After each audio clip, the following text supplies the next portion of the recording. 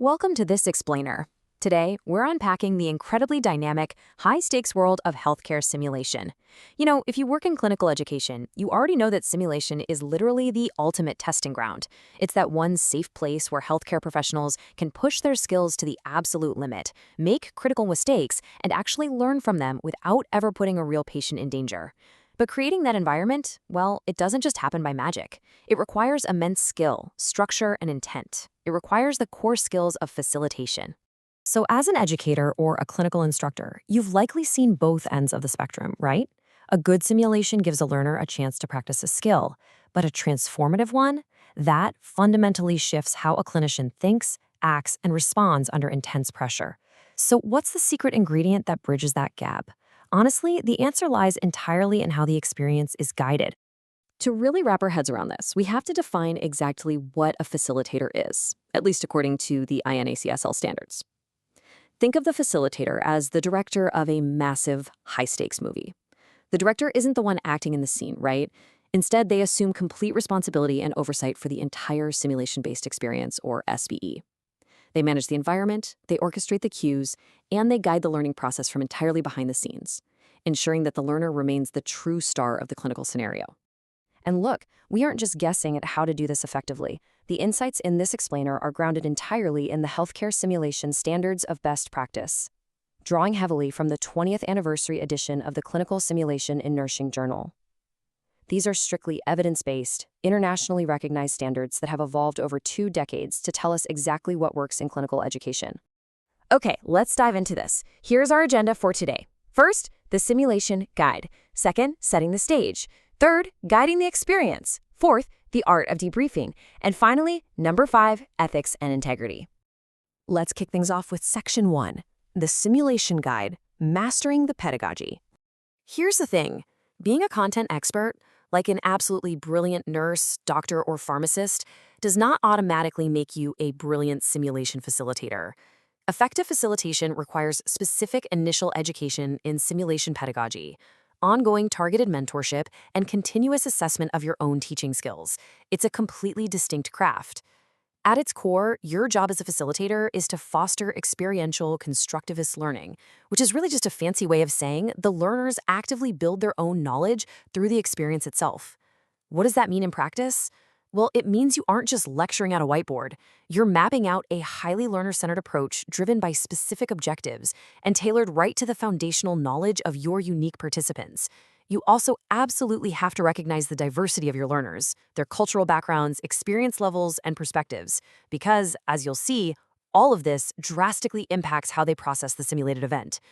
Moving right along to Section 2, setting the stage, preparation, and briefing. Before the mannequin ever blinks or the monitor alarms, the facilitator has to prime the learners for success by establishing a shared mental model. Pre-briefing is packed with critical steps to make this happen. You align the objectives based on a needs assessment, hand out preparatory materials, and review the logistics. Now, what's really interesting about this slide is the absolute need for a structured orientation to this simulation modality. You can't just throw a learner into a high-tech room and expect them to perform flawlessly. You have to show them how the mannequin breathes, exactly where the crash cart is, and how to call for help. If they're fighting the technology, they sure aren't learning the medicine. But perhaps the most vital part of setting the stage is building psychological safety. The standards specifically ask facilitators to encourage a fiction contract. This essentially means asking the learner to suspend their disbelief and treat this plastic mannequin or virtual avatar as a real, breathing patient. But here's the empathetic reality of it all. Learners are only going to sign that mental contract if they feel safe. If they trust that mistakes made here will be treated as opportunities for growth and definitely not as weapons for punishment, you prevent that defensive behavior and unlock true, deep engagement. All right, stage is set. Section 3, guiding the experience, execution, and cueing. This is the active simulation phase, and let me tell you, it requires rapid-fire decision-making and intense observation from the facilitator. You're constantly monitoring the learners, seeing if they're hitting the expected learning outcomes, and deciding if, when, and how you need to intervene. And how do you intervene? Through cues. The standards distinguish between 2 main types here. Predetermined cues are built right into the scenario design. You anticipate the learner will ask for lab results, so boom, you have those ready to hand over. But then you have unplanned cues, often called lifesavers. Let's say a learner misreads the monitor and goes to shock a totally normal heart rhythm. You might throw in a sudden vocal cue from the mannequin saying, "Ouch, my chest hurts," to redirect them before they make a fatal simulated error. The real skill of the facilitator is delivering these cues in a way that feels totally natural and keeps the integrity of the scenario intact. Speaking of integrity, all of this relies on maintaining realism through fidelity. Simulation is incredibly layered, and this brilliantly illustrates that it's not just physical fidelity, having the right IV tubing or moulage makeup. It's conceptual fidelity, ensuring the patient's vital signs logically match their actual medical diagnosis. And it's psychological fidelity, injecting the realistic stressors, the time pressures, maybe even the chaotic noise of a busy ER. When these three elements work synergistically, the learner completely loses themselves in the clinical moment. The scenario ends, but the work isn't done. Section 4, the art of debriefing, reflection, and transfer. Like I said, the scenario ends, but the most important part is literally just beginning. If the simulation is the test, the debriefing is the actual lesson. This isn't just a casual chat, it's a highly structured, cognitive process where mistakes are safely explored, assumptions are unpacked, and knowledge is solidified. Let's move to and see how this builds through the 4 structural steps of a debrief. First up, the description phase, where you simply review what just happened to get everyone on the same page. Second, reaction and diffuse. You absolutely must allow learners to vent their emotional responses first, because a stressed brain just cannot learn. Third is analysis and discovery, where you use Socratic questioning to help learners connect their thinking with their doing and resolve any knowledge gaps.